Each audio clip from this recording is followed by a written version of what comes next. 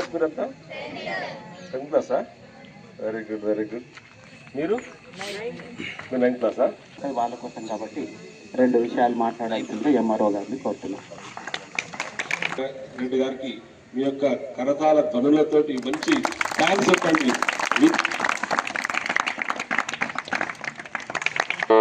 మీకు కావాల్సినప్పుడల్లా మీకు దీన్ని యూజ్ చేయడానికి ఇస్తారు కాబట్టి దీన్ని మంచిగా కష్టపడి మీకు ఈ స్కూల్లో అంటే అన్నీ గవర్నమెంట్ ఇవ్వదు, మనకు ముఖ్యమైన వస్తువులన్నీ గవర్నమెంట్ ఇస్తుంది. అయినా మన ప్రయత్నంతో మన సెల్ఫ్ ఇంట్రెస్ట్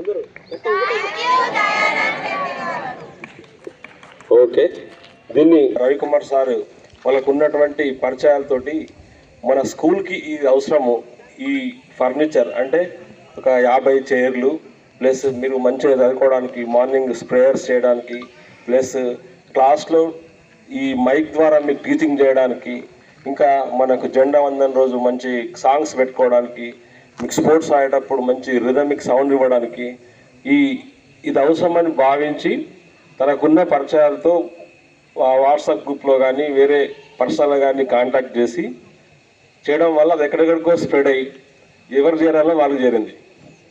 అంతేనా? దానికి స్పందించి మండలం కాదు ఒక వ్యక్తి దాన్ని చూసి ఏడుగు దయానంద రెడ్డి అని చెప్పేసి చిట్టప్పూర్ గ్రామ నివాసి, తను అమెరికాలో ఉంటున్నాడు. దీన్ని చూసి మీకోసం మీ స్కూల్ కోసం మీ తర్వాత తరాల కోసం అంటే మీ స్టూడెంట్స్ బ్యాచ్ కొరకు తన యొక్క బాధ్యతగా అంటే సోషల్ రెస్పాన్సిబిలిటీ అంటారు. విన్నారు ఎప్పుడన్నా? అంటే ఏందమ్మా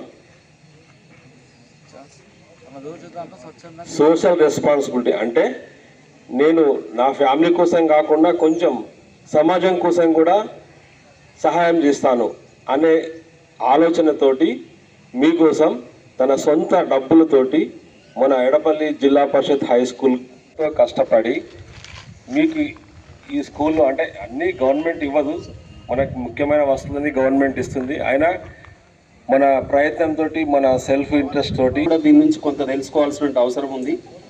మనం సంపాదించినటువంటి దాంట్లో ఎంతో కొంత సమాజానికి వెనక్కి ఇవ్వాలి అనేటువంటి ఉద్దేశం కలిగినటువంటి వ్యక్తులు మనకు సమాజంలో ఉన్నారు. వాళ్ళని స్ఫూర్తిగా తీసుకొని మనం చదువుకున్నటువంటి పాఠశాల మన గ్రామ పాఠశాలకు ఎంతో కొంత సహాయాన్ని కనుక అందిస్తూ పోతే పాఠశాల అనేటువంటిది వృద్ధి పదంలోకి రావడానికి అవకాశం ఉంది. దయానంద రెడ్డి గారే కాకుండా మన పాఠశాలకు మనం చూస్తున్న వెనుకున్నటువంటి బిల్డింగ్ చాలా పూర్ కండిషన్లో ఉండేది.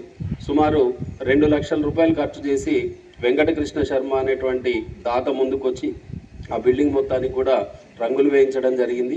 అదేవిధంగా మన వెనుకున్నటువంటి వాటర్ ప్లాంట్ అది కూడా 30,000 రూపాయలు ఖర్చు పెట్టి పూర్వ విద్యార్థి గంగాధర్ అనేటువంటి వారు ముందరకు దాన్ని రిపేర్ చేయించడం జరిగింది.